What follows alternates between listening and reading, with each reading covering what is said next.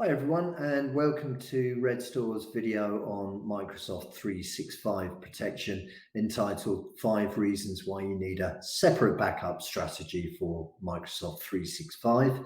My name's Brian Evans. I'm delighted to be presenting at Computer World's Helping Business Define Tomorrow event. I work in the partner support team here at Red Store, and the very fact, I guess, that we are here today is a testament to the way that the country has responded at massive pace since March for the need to connect remote workers and collaborate online due to recent events. However, this has led to organisations leaving themselves open to a level of operational risk associated with unprotected data. Data is obviously the most valuable currency that we had, overtook oil and money as the most valuable commodity on the planet quite some time ago. And the last few months, of course, have seen us all scramble to work out how to trade in the new normal. Clearly, part of this exercise is starting potentially to create new silos of potentially unprotected data, be that on local devices, or increasingly, of course, we are seeing more and more data move out to cloud platforms. And of course, Microsoft 365 have seen stratospheric growth. Teams' fabulous platform anyway was growing very rapidly last year. Between, I think, August and November last year, went from 13 million DAU, daily active users, in August to 20 million in November, which Microsoft were over the moon about. However, by the end of March, that 20 million in November had grown to 44 million. By the end of April, to 75 million. And by the 27th of October, that number had surpassed 115 million daily active users on Teams. Now, probably the most common question that I get asked about needing separate backup strategies for Microsoft 365 is, why do I need to do it at all? So I run through a few ideas as to why you might want to do that. But first, and possibly most obvious, is because you are responsible for your data. Microsoft do not back it up. They have a fabulous array of security tools in place, extremely resilient environment, and take security and uptime very, very seriously. However, in terms of responsibility for data within their platform, your data is not Microsoft's. And if you look within their terms and conditions, you will see that Section 6 says that they themselves recommend that you regularly back up your content and data that you store on these services, or use third-party applications and services such as ours.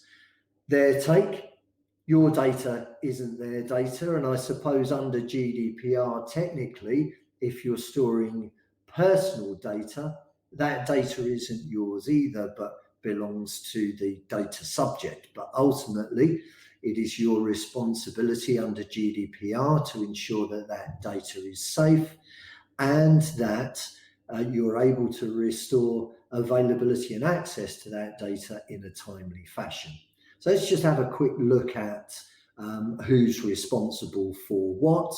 But by and large, Microsoft, and this is called a shared responsibility model, Microsoft's responsibility is to ensure that those platforms are up, that they're running, that they're available for you, and they're dealing with sort of hardware, software, natural disasters, power outages, making sure the lights are still on. However, It's your responsibility what you put into and what you take out of Microsoft 365.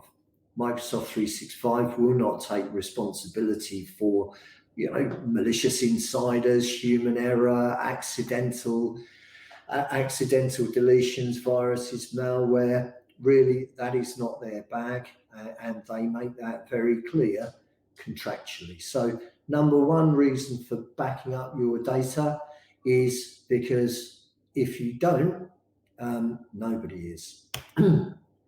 So there are obviously a wide range of retention policies in place within Microsoft 365.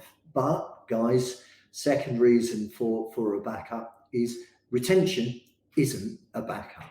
Ultimately, Microsoft aren't able to do point-in-time recoveries, and you can see here really what these retention policies mean. But ultimately, once you've deleted items and they're going into your recycle bin, fairly soon they're going to be permanently deleted. Now, there's accidental deletions, of course, but also you need to bear in mind that potentially those deletions may not be accidental. So you may wish to protect that data such that it were recoverable should a member of staff decide that some of the emails that he sent, perhaps he shouldn't have said those. He may delete them from the recycle bin, and as far as you guys are concerned, they're gone.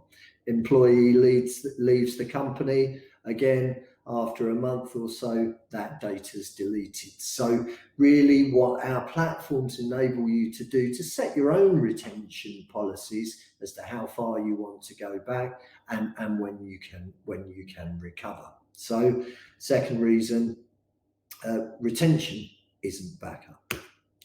So reason three, and I touched on it before, we've spoken about accidental deletion, firefly theft, all these various things that traditionally people used to use backup solutions for. But it's also worth pointing out that many of the threats that prevail within organizations could be associated with people within the organization. So about 70% of organizations have at least one compromised account each month. 57% of those have at least one insider threat each month. So that's a malicious insider may be taking information, damaging information, deleting information, and potentially you have privileged user threats, and that may be that you've got heightened administrative permissions and they're abused. But the bottom line is, the more, and particularly this year, more and more sensitive and critical data is being stored within Microsoft 365. And we see down here 58.4% of sensitive data stored in the cloud is stored in Office documents. So moving along, our old friend regulation and compliance, and we've touched on this during the presentation. Ultimately, we are custodians of data on behalf of the data subjects, the people about who this personal data is written. Ultimately, they own that data, but as data processors and data controllers, it is our legal responsibility to ensure that this data is encrypted. I'm going to try and say it. No, I'm not going to say it. Encrypted. No, I am going to give up, but I think you know. I think you know what I mean. So that data is obfuscated, encrypted, and secure. It's off-site, but guess what, guys? There's nothing here about backup. GDPR isn't about the process of moving your data from where you need it to somewhere else. GDPR is all about restoring availability and access to personal data. And key to this, guys, is in a timely manner. In another of my videos, we talk about the fact that it takes a week and a half to send 10 terabytes of data over 100 meg pipe. And I don't think there are any IT directors out there that would think of a week and a half as a timely recovery time objective. Also, guys, you've got to be able to prove that these things work, and we'll cover in a little while a bit more about instant data, which is our streamed and access feature, which works both within Microsoft 365 and also within on-premise environments. So that's really all about access.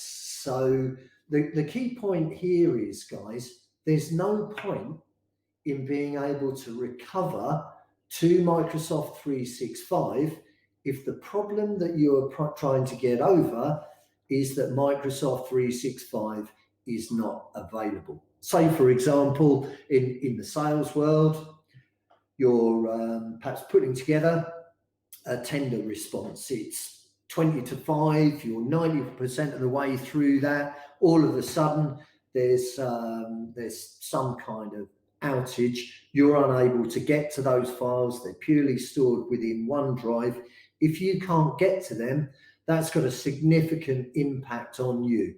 By 5 o'clock, you can't have those, you've not got those tender documents, you can't send them, you lose that business. So it's not always just about leveraging accelerated recovery back to Microsoft 365, be that individual emails, SharePoint, OneDrive, or Teams, where we can prioritize recovery.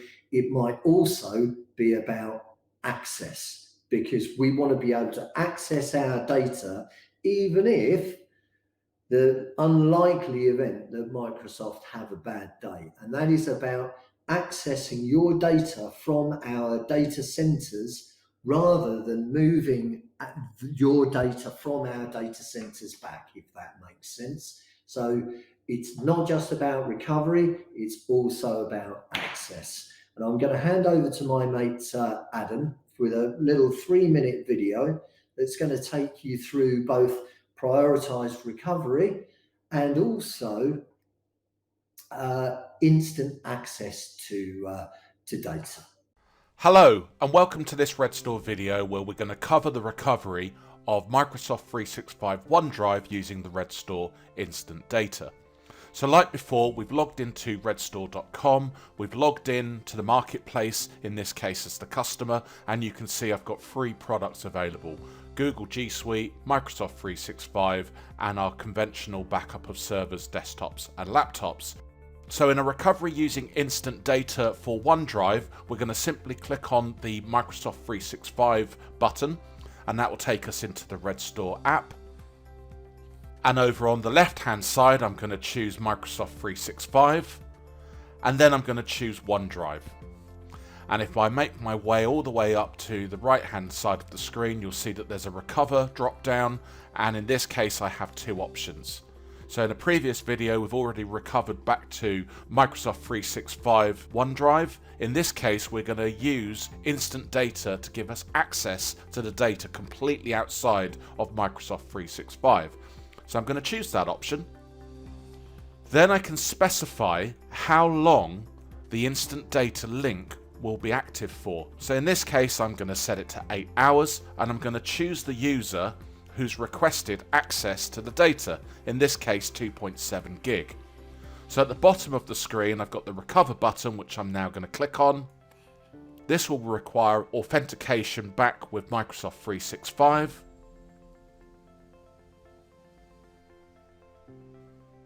And now a message will be displayed to notify you that the instant data recovery email has now been sent to that user. So now if I instruct the user to open up their email and go into Outlook, they would have received an email from Redstore with a link on how to get access to our instant data application.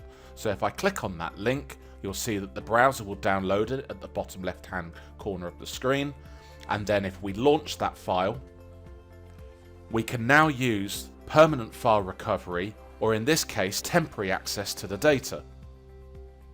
So if I show you before I launch instant data that my laptop has a C drive and a D drive, and I'm going to do temporary access, so click on launch,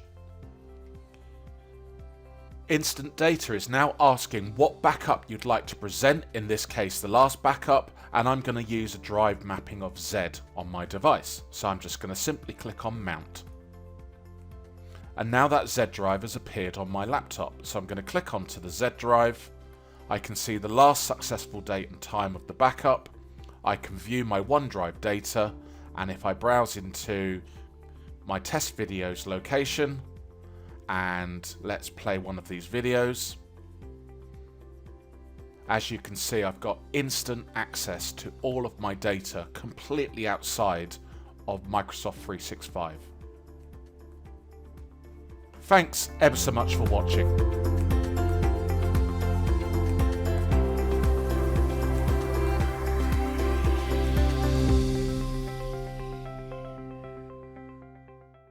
Right, guys, I hope you found that 3 minute and 5 second video interesting, and you were able to see just how easy it is to give instant and or prioritized access to your data from the Redstore cloud should Microsoft have a bad day. If you have any questions at all, please speak to your Computer World account manager. We can run full demos of our entire product suite, running 14-day trials too. Guys, thank you very much for your time. My name's Brian Evans. I'm from Redstore.